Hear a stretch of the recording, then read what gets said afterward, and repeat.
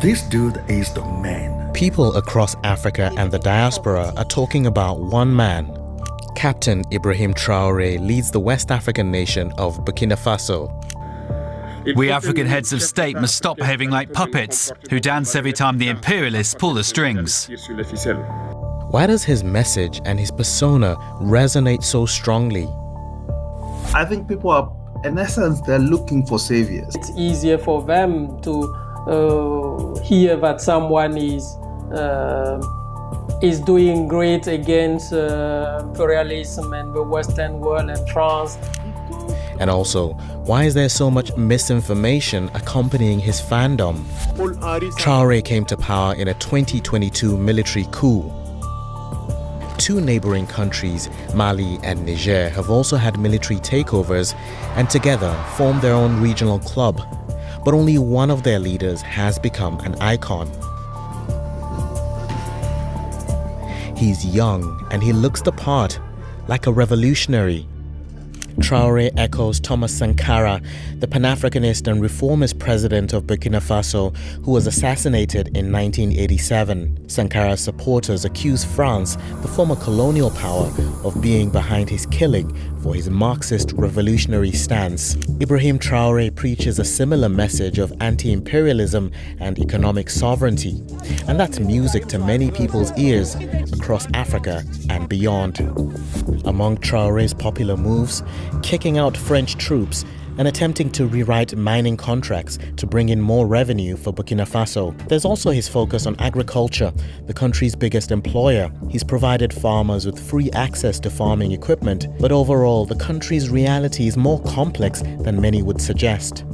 The narrative around Traoré is riddled with misinformation, and most of the claims about his unprecedented achievements are often one-liners, unverified, or outright false, but heavy on emotion. Then there's been the flood of AI videos, some manipulating existing videos of Traoré, others made up altogether. In fact, some of the propaganda has been found to be part of a wider disinformation campaign. Journalist Justin Yaga has reported on a Russian-backed propaganda operation that often targeted France's role in Burkina Faso. This intensified around the time Russia began its invasion of Ukraine in 2022. I remember some people reacting to our investigation saying, we don't care even if there is a propaganda campaign, or the only thing we care is that there are riots about France. Burkina Faso has since pivoted away from France to Russia, offering gold in return for military support and, as it appears, a propaganda machine, one the Russians knew would appeal to Africans. The investigation we did was like discovering, the ground. I think a lot of other initiative, propaganda campaign are now built on these grounds. While social media celebrates Traoré, it's a different story in his country, which has become more dangerous with a worsening crisis of ethnic and jihadist violence. In fact, it was on this very issue that Traoré came to power. He criticized his predecessors for failing to stop the insecurity. But conditions have actually deteriorated under his rule. Burkina Faso is the country worst affected by terrorism, according to this year's Global Terrorism Index. And experts estimate about half of its territory is outside of government control. Human rights groups have also accused the army of carrying out atrocities against civilians. Yet such news only provokes Traoré's supporters and sparks their claims that this is all a witch hunt. If you pay attention when all this initiative comes out, when they start communicating on something that Traoré have done, and it's more connected to some failures. So for me, I think it's a way to hide what's happening really on the ground. It's also telling people what they want to hear. I think it's easier for them to hear that someone is doing great against imperialism and the Western world and France. There is no one who would say, I miss this time or the colonial time. People want things to change, so that's sure.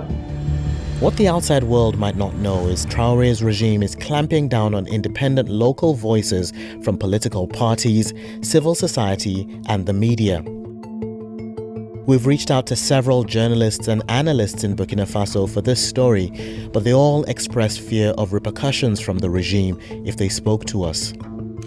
Reporters Without Borders notes a rapid deterioration of the media environment since the military took over. It says news favorable to Traoré has taken precedence over rigorous journalism, and adds that the deteriorating security situation has led journalists to face increasing pressure and abuses, fostering self-censorship within the profession. Those who question the government are punished. Among them, these journalists were forcibly recruited into the security forces and sent to the front line to fight jihadists. But Traoré is not pretending to offer the freedoms that democracy provides. In fact, quite the opposite. He's gone back on his promise to usher in elections to restore a civilian government, declaring he'll remain in power as military leader for another 5 years. We've got to say it loud and clear. We're not in a democracy. We're in a popular progressive revolution.